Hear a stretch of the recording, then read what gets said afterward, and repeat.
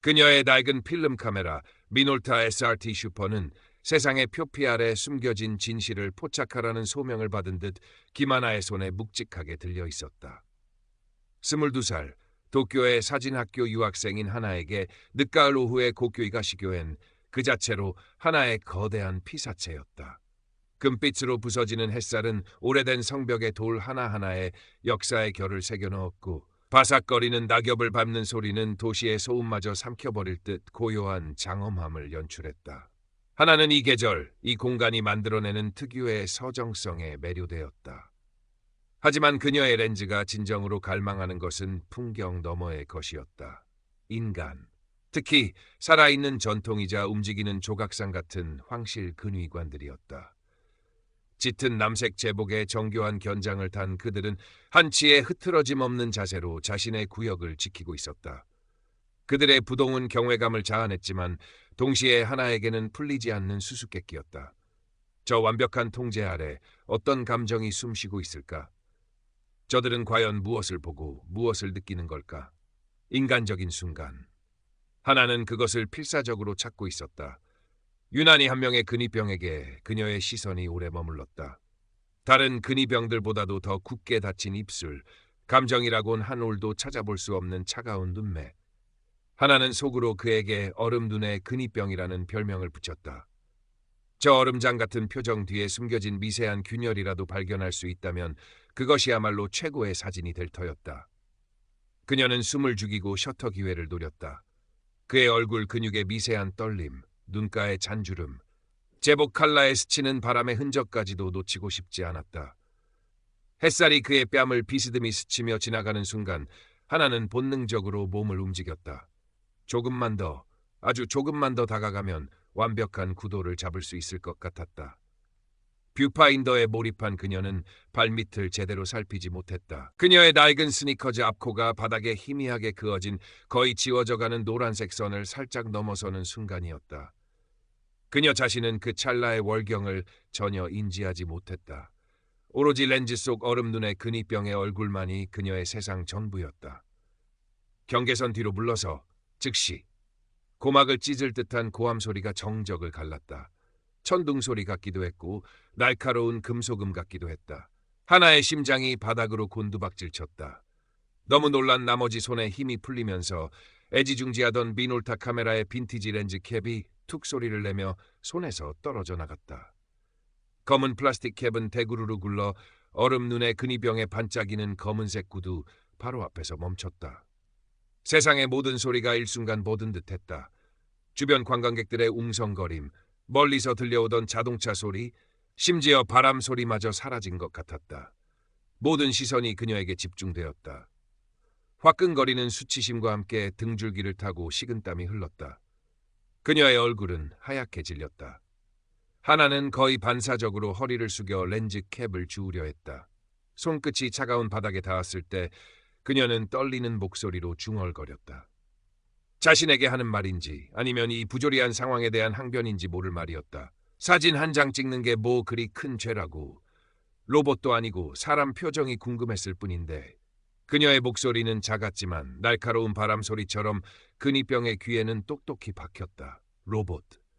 그 단어가 그의 뇌리에 박히는 순간 얼음 눈의 근위병의 미간이 아주 미세하게 거의 알아챌 수 없을 정도로 좁혀졌다. 그의 시선은 여전히 정면을 향하고 있었지만 그 안에는 방금 전보다 한층 더 싸늘한 냉기가 서렸다. 근위병은 아무런 표정 변화 없이 허리에 찬 무전기를 들어올렸다. 그의 입술이 움직였지만 하나에게는 그 내용이 들리지 않았다. 다만 그의 마지막 말 끝에 붙은 모독이라는 단어만이 불견 예감처럼 그녀의 뇌리를 스쳤다. 곧이어 근처를 순찰하던 다른 제복의 황궁 경찰 2명이 그들의 대화 소리를 들었는지 아니면 근위병의 눈짓 신호를 받았는지 빠른 걸음으로 다가오고 있었다. 하나의 세상이 빙글 도는 것 같았다. 이게 대체 무슨 상황이지? 단순히 선 하나를 살짝 넘었을 뿐인데 그리고 혼잣말 몇 마디. 그것이 이래까지 큰일이 될 수 있단 말인가? 그녀는 자신이 거대한 보이지 않는 벽에 부딪힌 듯한 무력감을 느꼈다. 다가오는 2명의 황궁 경찰 중 한 명은 젊고 의욕이 넘쳐 보였고 다른 한 명은 좀 더 연륜이 있어 보이는 중년의 경찰이었다. 그들의 발소리가 점점 가까워질수록 하나의 심장은 더욱 세차게 방망이 질쳤다. 무슨 일이십니까? 중년 경찰이 근위병에게 물었다. 그의 목소리는 낮고 차분했지만 상황의 심각성을 암시하는 듯했다. 얼음 눈의 근위병은 여전히 정면을 응시한 채 감정 없는 목소리로 보고했다. 저 여성이 수차례 경고에도 불구하고 통제선을 넘었고 근무 중인 황실 근위병에게 모욕적인 발언을 했습니다. 수차례 경고? 하나는 기가 막혔다. 경고는커녕 그 어떤 주의도 받지 못했다.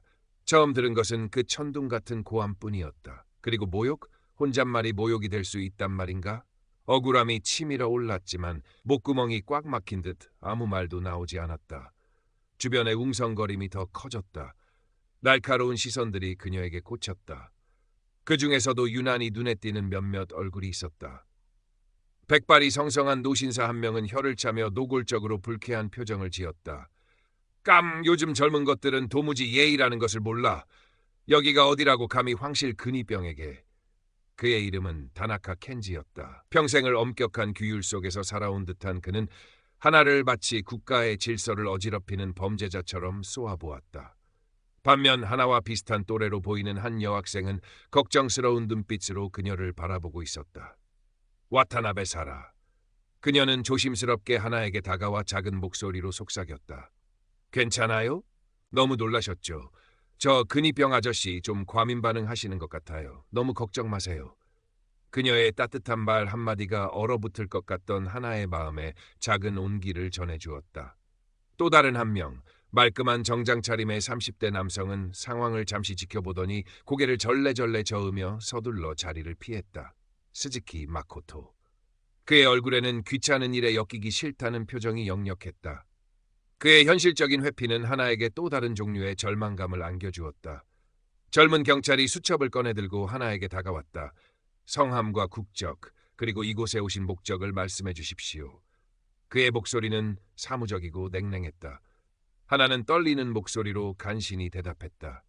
김하나입니다. 한국에서 온 유학생이고 사진을 찍으러 왔습니다.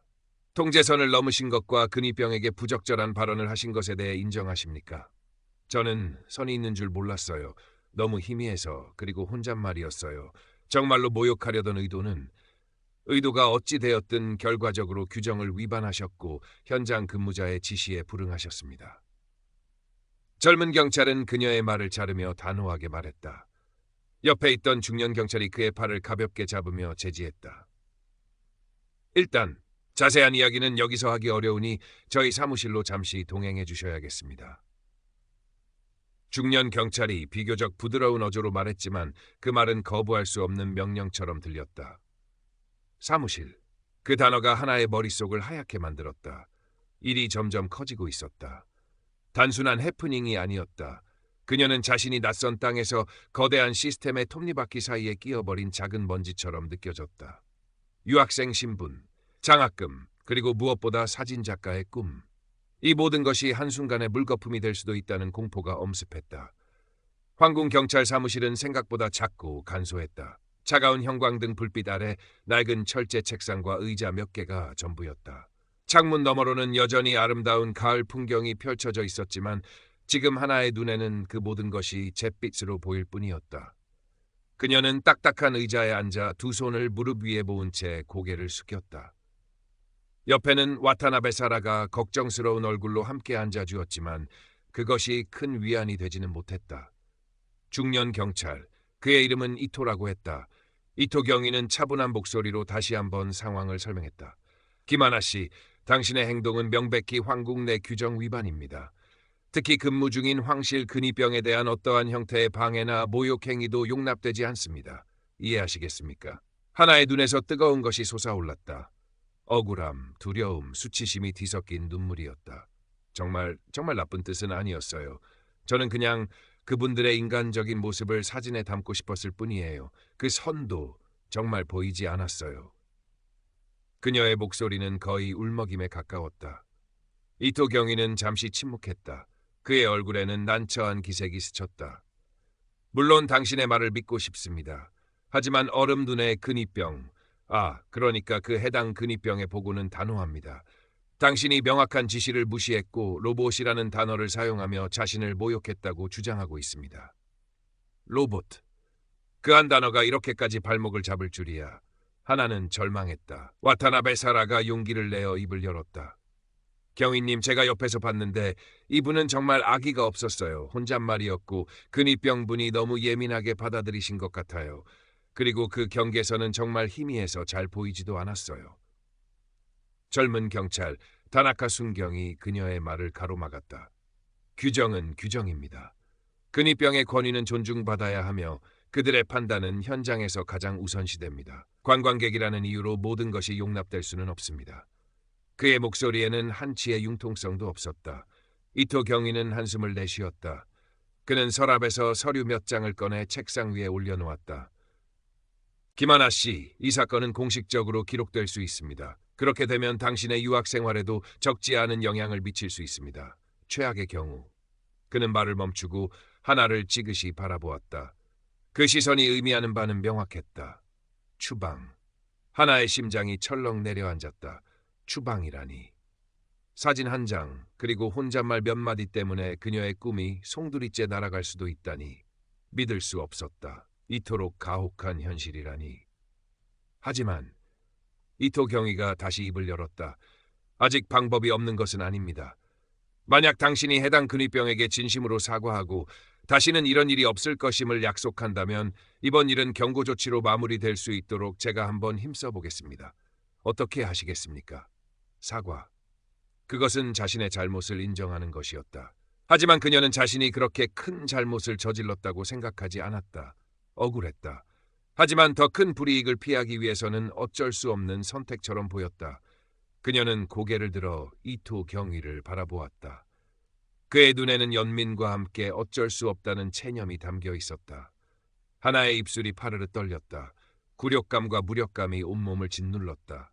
주변의 시선, 특히 사무실 밖에서 이 상황을 엿보고 있을지도 모를 사람들의 스마트폰 카메라가 떠올랐다. 비참했다. 하지만 그녀에게 다른 선택지는 없어 보였다. 결국 그녀는 아주 작은 목소리로, 거의 기어들어가는 듯한 목소리로 말했다. 사과하겠습니다. 이토 경위는 고개를 끄덕이고는 무전으로 어딘가에 연락했다. 잠시 후 사무실 문이 열리고 얼음 눈에 근위병이 들어왔다. 그는 여전히 한치의 흐트러짐 없는 자세로 감정 없는 눈빛으로 하나를 내려다보았다. 그의 존재 자체가 하나의 죄책감을 더욱 무겁게 짓누르는 듯했다. 이토 경위의 지시에 따라 하나는 자리에서 일어나 근위병을 향해 고개를 숙였다. 죄송합니다. 저의 부주의로 불편을 드렸습니다. 다시는 이런 일이 없도록 하겠습니다. 그녀의 목소리는 물기에 젖어 거의 들리지 않을 정도였다. 근위병은 아무 말 없이 그저 싸늘한 눈으로 그녀를 잠시 응시했다. 그리고는 아주 미세하게 고개를 한번 까딱였다. 그것이 그의 대답 전부였다. 그는 곧바로 몸을 돌려 사무실을 나갔다. 마치 아무 일도 없었다는 듯이 하나의 다리에 힘이 풀려 휘청거렸다. 와타나베 사라가 급히 그녀를 부축했다. 눈물이 뺨을 타고 하염없이 흘러내렸다.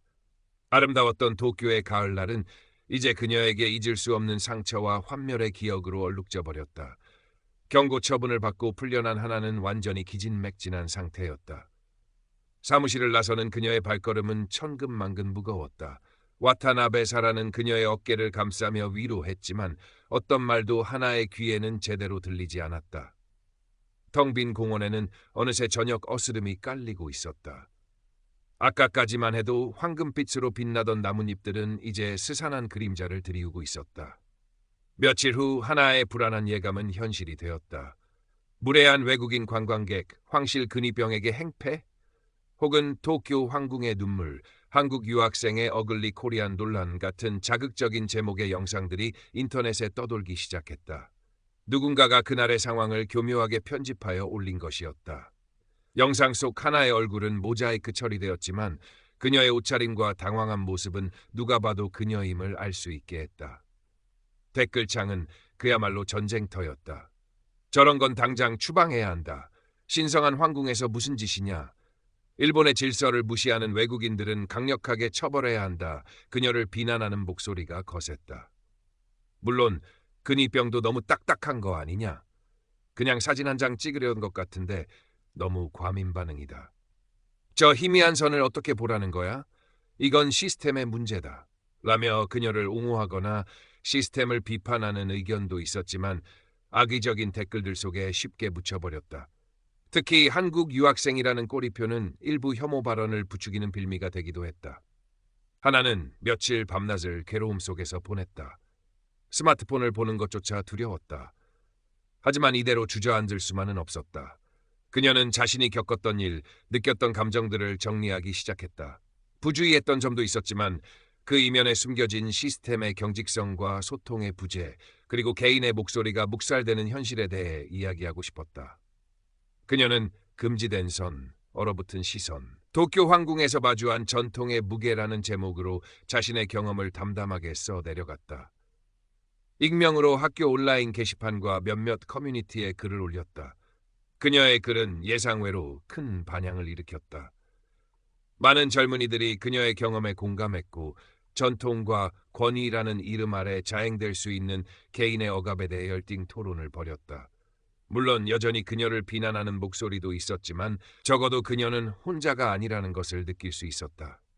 시간이 조금 더 흘러 잊고 지냈던 작은 사진 공모전의 결과가 발표되었다. 그날 얼음 눈의 근위병과 마주치기 직전 그의 차가운 눈빛 너머에 무언가를 본능적으로 포착했던 흑백 사진 한 장. 하나는 그 사진에 금지된 시선이라는 제목을 붙여 출품했었다. 그리고 놀랍게도 그 사진이 입선작으로 선정된 것이었다. 심사평에는 이렇게 적혀 있었다. 차가운 규율 속에 갇힌 인간의 고독과 시스템의 비증함을 역설적으로 포착한 수작. 프레임 속 인물의 경직된 자세와 배경의 고요함이 만들어내는 긴장감은 관객에게 많은 질문을 던진다. 하나는 수상 소식을 듣고 한참 동안 아무 말도